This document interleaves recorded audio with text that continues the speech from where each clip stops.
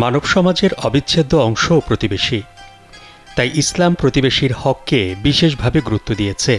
পবিত্র কোরআনে মহান আল্লাহ তাআলা বলেছেন, আর তোমরা আল্লাহর ইবাদত করো এবং কোনো কিছুকে তার শরিক করো না, এবং পিতামাতা, আত্মীয় স্বজন, এতিম, অভাবগ্রস্ত, নিকট প্রতিবেশী, দূর প্রতিবেশী, সঙ্গী সাথী, মুসাফির ও তোমাদের অধিকারভুক্ত দাস দাসীদের প্রতি সদ্ব্যবহার করো।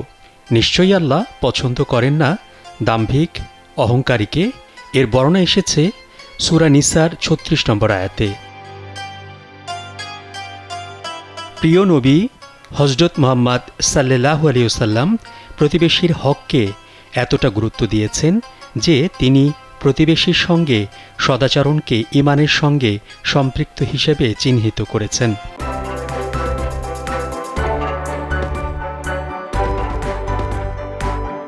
আবু হুরায়রা রাদিয়াল্লাহু তাআলা আনহু থেকে বর্ণিত, নবী করিম সাল্লাল্লাহু আলাইহি ওয়াসাল্লাম বলেছেন, যে লোক আল্লাহ ও শেষ দিনে ঈমান রাখে সে যেন তার প্রতিবেশীকে কষ্ট না দেয়, আর যে লোক আল্লাহ ও শেষ দিনে ঈমান রাখে সে যেন মেহমানকে সম্মান করে, আর যে ব্যক্তি আল্লাহতে ও শেষ দিনে ঈমান রাখে সে যেন ভালো কথা বলে নতুবা চুপ থাকে।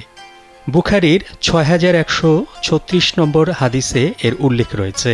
সমাজে অনেকে আছে সাধারণ বিষয়েও প্রতিবেশীকে ছাড় দিতে রাজি না। প্রতিবেশীর কোনো উপকার করা তো দূরের কথা, উল্টো সুযোগ পেলে প্রতিবেশীকে কষ্ট দেওয়ার চেষ্টা করে।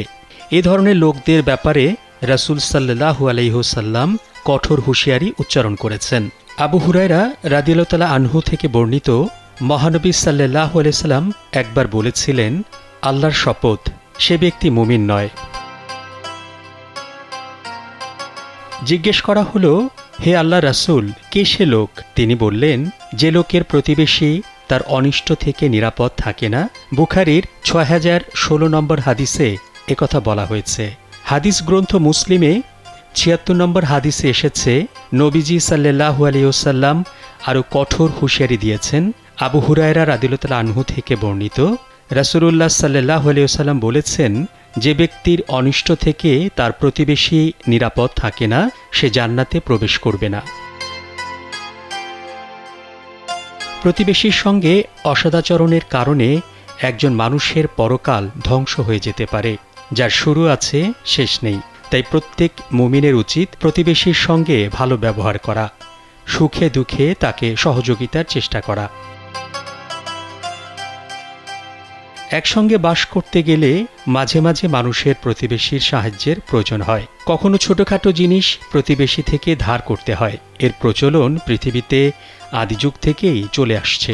এমনকি রাসূল সাল্লাল্লাহু আলাইহি ওয়াসাল্লামও বিশেষ প্রয়োজনে ধার করেছেন, যা বিভিন্ন হাদিসে উল্লেখ রয়েছে। কোনো প্রতিবেশী কোনো কিছু ধার চাইলে তাকে ফিরিয়ে দেওয়া উচিত নয়। প্রতিবেশীরা কেউ ছোটখাটো জিনিস চাইলে তাকে ফিরিয়ে দেয়াকে পবিত্র কোরআনে খুবই নিকৃষ্ট কাজ হিসেবে আখ্যায়িত করা হয়েছে, এবং এ ধরনের ছোটখাটো বিষয়ে মানুষকে কষ্ট দেওয়ার ব্যাপারে কঠোর হুঁশিয়ারি দেওয়া হয়েছে। পবিত্র কোরআনে ইরশাদ করা আছে, দুর্ভোগ তাদের জন্য এবং ছোটখাটো গৃহ সামগ্রী দানে নিষেধ করে, এমনটা বর্ণনা আছে সূরা মাউনের ৭ নম্বর আয়াতে। আব্দুল্লাহ রাদিয়াল্লাহু তাআলা আনহু থেকে বর্ণিত, তিনি বলেন, আমরা রাসূল সাল্লাল্লাহু আলাইহি ওয়াসাল্লামের যুগে মাউন গণ্য করতাম বালতি, হাঁড়ি পাতিল ইত্যাদি ছোটখাটো বস্তু ধারে আদান প্রদান করাকে। যুগের পরিবর্তনের কারণে আরও অনেক ছোটখাটো জিনিস এগুলোর সঙ্গে যুক্ত হয়ে গেছে, যেগুলো আমাদের নিত্যদিনে প্রয়োজন হয়।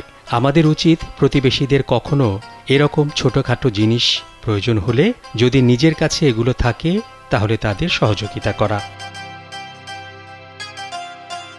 মোহাম্মদ শাহাবুদ্দিন মাহতাব, কালবেলা।